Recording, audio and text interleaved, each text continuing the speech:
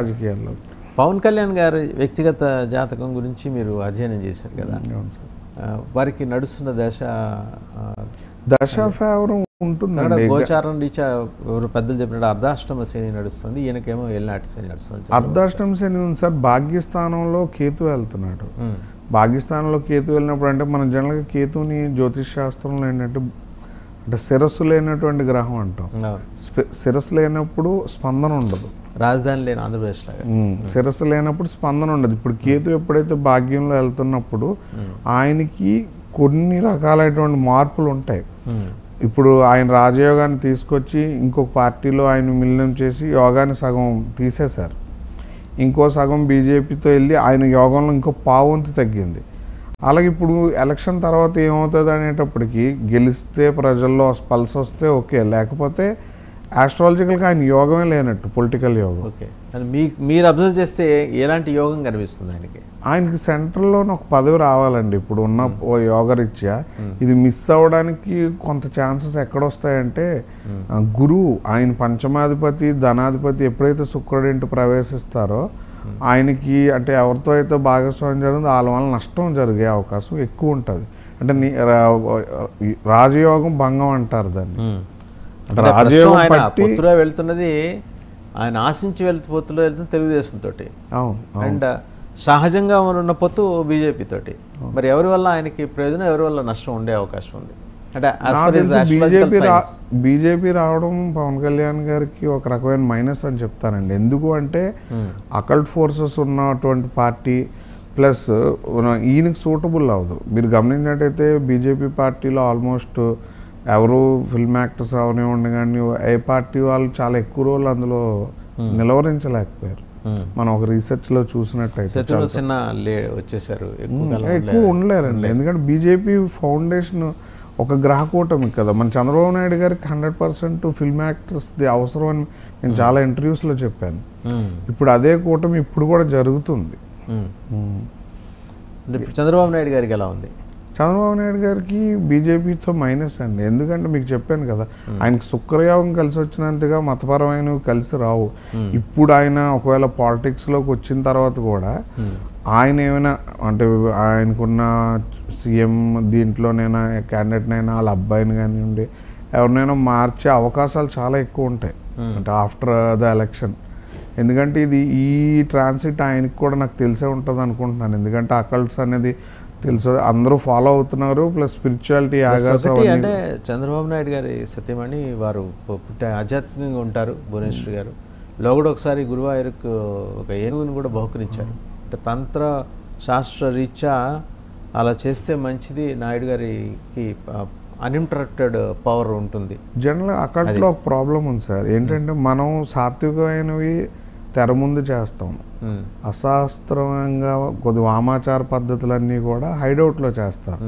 Front నాకు జరిగే పూజకి వెనకాతలు కూడా అకల్ట్ ఫోర్సెస్ని దించడం అనేది జరుగుతుంది. ఎందుకంటే నేను ఒక అకల్ట్ రీసెర్చర్గా కూడా నేను చాలా వరకు గురువులను ఎవరినైనా అప్పచెప్పినప్పుడు కూడా మనం ఆ ఫోర్సెస్ ఉన్న వ్యక్తులు చేయించినప్పుడు కూడా మనకు అదంతా స్క్రీన్ బ్యాక్ జరిగేటటువంటి వర్క్ లాంటిది. ఇప్పుడు ఫ్రంట్ ఏదైతే జరుగుతుందో అది సాత్వికం, వామాచార పద్ధతిలో జరిగేవంతా కూడా ఎక్స్ట్రా అడిషనల్ ఫోర్సెస్.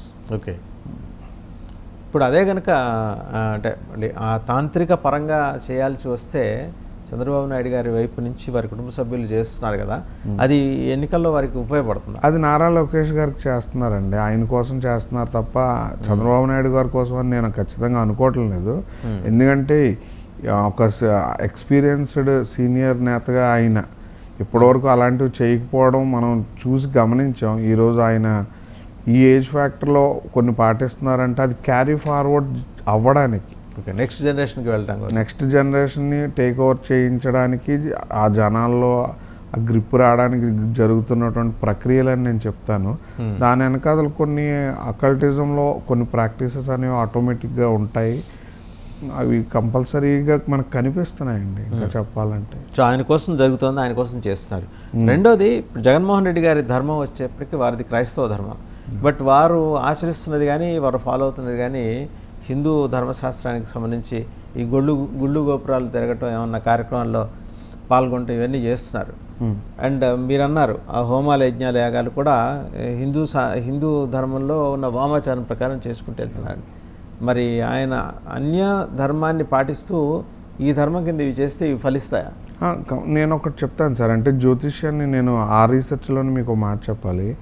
మనం మతం అనేదానికన్నా గ్రహాలకి మతంతో సంబంధం లేదు సార్. ఎందుకంటే ఇప్పుడు మనం శని బలంగా ఉంటే, అంటే మన శని లక్షణాలు కలిగినటువంటి మతం క్రైస్తవ మతం.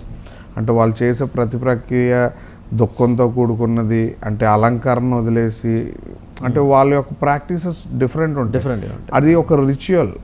ఇప్పుడు వాళ్ళ దాంట్లోని మనం గమనించినట్టయితే వాళ్ళ దాంట్లో శాతానికి మేక తలని ఇచ్చేస్తారు. వాళ్ళ ప్రాక్టీస్ డిఫరెంట్ ఉంటుంది. అలాగే ఈయన గురుపరం ధర్మాన్ని పాటిస్తున్నారు. అంటే గురువు గారు ఏది చెప్తే అది కంపల్సరీగా ఆయన ఒక ధర్మం కింద పాటిస్తున్నారు. అది మనం గమనించవచ్చు కూడా. ఎందుకంటే ఆయన వైజాగ్ విజిట్ చేసినప్పుడు సింహాచలాన్ని విజిట్ చేయడం నేను చాలా తక్కువగా చూశాను. లేదు, ఇంతవరకు ఆయన వెళ్ళిన సందర్భం అయితే లేదు. అదేనండి, అసలు ఒక్కసారి వెళ్ళినట్టున్నారు. అది కూడా అంటే కంప్లీట్గా ఆయన ఆ క్షేత్రానికి అంత ప్రాముఖ్యత ఎవరు, అంత ప్లేస్కి వెళ్తారు కానీ దాన్ని క్రాస్ చేసుకొని ఒక 5-7 కిలోమీటర్స్ రేడియస్లో గురువుగారిని కలిసి వెళ్ళడం అనేది ఎక్కువ చేశారు కూడా. ఆ పీఠం యొక్క శక్తిని మీరు గమనించినట్టయితే రాశ్యామల అమ్మవారు, సుబ్రహ్మణ్యేశ్వర స్వామి, కాలభైరవ స్వామి, ఆంజనేయ స్వామి అందరూ కుజశక్తులు కలిగినటువంటి దేవతలే. యుద్ధ దేవతలు అని చెప్పొచ్చు, లేదా రాజయోగాన్ని పట్టించే వాళ్ళని చెప్పొచ్చు. ఆ ప్రాక్టీసెస్ని ఆయన ఫాలో అవ్వడం జరుగుతుంది. దాన్ని ఆయన నిలబెట్టుకుంటున్నారని చెప్పాలి. ఇప్పుడు మిగిలిన అంటే ఈ రెండింటికి ఫోర్స్ ఒకటే సార్. అంటే తాంత్రిక శాస్త్రంలో శక్తులకి ఉన్న ప్రాముఖ్యత దేవతలకు ఉండదు. ఎందుకంటే మనం దశమహావిద్యల అమ్మవారి యొక్క శక్తులు తీసుకున్న సాత్విక శక్తులను కంప్లీట్గా నిర్వహించి అమ్మవారి యొక్క శక్తిని నిలబెట్టినప్పుడు అక్కడ రూల్స్ ఉండవు. రూల్స్ లేనప్పుడు అవి ఈయనకు ఉపకరిస్తాయంటారా? ఈ మరి రాహు, గురువు, రవి అంతే కదా సార్. ఇప్పుడు యుద్ధం లేని గెలుపు ఈయనకి గెలుపు కాదు. అలాగని రాహు అన్యమత గ్రహానికి కూడా చెప్పుకోవచ్చు మనం. ఎందుకంటే చాలా డిజాస్టర్ల నుంచి పుట్టినవండి. అంటే రాక్షసులు దేవతలు అయ్యారనేది గ్రహం యొక్క లక్షణం. అంటే మనం ఒక శాస్త్రపరంగా లేదా ఒక రీసెర్చ్ పరంగా మాట్లాడాలంటే రాక్షసులు దేవతలుగా మారి సంపూర్ణమైన శక్తి కలిగారని అర్థం. సో ఇది ఇప్పుడు నడుస్తున్న పరిస్థితుల్లో అయితే కనుక చూస్తే ఈయనకి అది అనుకూలంగా ఉంది. బట్ స్టిల్ యుద్ధం అయితే అనివార్యం. యుద్ధం కంపల్సరీ. ఈ యుద్ధంలో గెలుపు ఓటములు అనేవి నేను ఇప్పుడు చెప్తున్నాను కదా సార్. గెలుపు ఓటములని మనం ఏప్రిల్ 1st వీక్లో 100% ప్రెడిక్ట్ చేయగలుగుతాం. కానీ యుద్ధానికి అయితే మటుకు అంటే ముగ్గురు కలిసి ఒక సింగులర్ ఎజెండా ఉన్న వ్యక్తి మీదకి రావడం అనేది అంటే మనకు తెలియాల్సి ఉంది. ఎందుకంటే ఎంత పొటెన్షియల్ ఉన్న జాతకం కాకపోతే ఇంత కూటమి ఏపీ గవర్నమెంట్లో దిగడం అనేది మనం ఊహించలేని విషయం కదండి. ఇది అకల్టిజంకి కొద్దిగా అర్థమవుతుంది. నార్మల్గా ఏంటంటే ఈ కూటమి బీజేపీ అనవసరం, బట్ వచ్చి చేరింది. లేని యోగాన్ని బీజేపీ ఇక్కడికి రావడానికి ఫోర్స్ చేసిన గ్రహాలు కానీ శక్తులు కానీ ఏమై ఉండొచ్చు అంటే మీ అకల్ట్ సైన్సెస్లో నేను చెప్పేది. అకల్ట్ సైన్సెస్లో అంటే నేను అంటున్నాను కదా సార్, ఇప్పుడు లేని యోగాన్ని తీసుకొని నిలబడవలసిన యోగం ఉన్నది మన లోకేష్ గారికి. ఆయనకు అనుసరించానండి లేదా ఫ్యూచర్ యొక్క విధి విధానాలు అవనివ్వండి, ఈయనకి రాజయోగాన్ని సృష్టించుకొని ప్రజెంట్ రాజయోగంలో ఒక డిస్టర్బెన్స్ పార్టీలో జరగడానికి ఈ కూటమి జరగందే డిస్టర్బెన్స్ జరగదండి. ఈ కూటమి డిస్టర్బెన్స్కే కారణం. డిస్టర్బెన్స్ ఏర్పడటానికి కావాల్సిన వాతావరణం క్రియేట్ చేస్తారు. క్రియేట్ చేశారు. అంటే గ్రహస్థితిని బట్టి ఏపీ గ్రహస్థితిని బట్టి క్రియేట్ అయింది సార్. నేను చాలాసార్లు మధ్యంతరం రావడానికి ఎక్కువ 100. మీరు ఇంకోటి ప్రెడిక్ట్ చేస్తున్నారు, మధ్యంతరం అంటున్నారు. ఏ రకంగా మధ్యంతరం? మీరంటే 2 కాంట్రడిక్షన్స్ ఇక్కడ. ఒకటేంటి మీరు అంటున్నది ఏప్రిల్ 1 తర్వాత జరిగే ఎన్నికల్లో బహుశా మేలో ఏమో ఈ వైస్రాయ్ తరహా coup ఒకటి జరుగుతుంది, కుట్ర జరుగుతుంది. కుట్ర జరిగిన తర్వాత అది మధ్యంతరానికి దారితీస్తుంది అంటారా?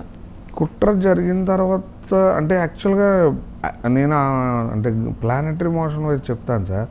94లోని 92లో సేమ్ క్లైమేటికల్ కండిషన్స్ వచ్చాయి. వచ్చినప్పుడు మనం చూసాం ఎవరైతే పార్టీ ఫౌండర్ ఉన్నారో ఆయన మీదే యాంటీగా యుద్ధంలో వాతావరణం క్రియేట్ చేసి వైస్రాయ్ సంఘటన మనకి ఐడియా ఉంది. ఇది గోచారానుసారం జరిగింది. అప్పుడున్న గ్రహస్థితి అనుసారం ఏజ్ ఫ్యాక్టర్స్ కూడా మీరు గమనించుకున్నట్టయితే చంద్రబాబు నాయుడు గారి ఏజ్ ఒకటి, రామారావు గారి ఏజ్ ఒకటి డిఫరెన్స్. రాజయోగాలు ఉన్నప్పటికి కూడా ఇద్దరికి రాజయోగాలు ఉన్నాయి.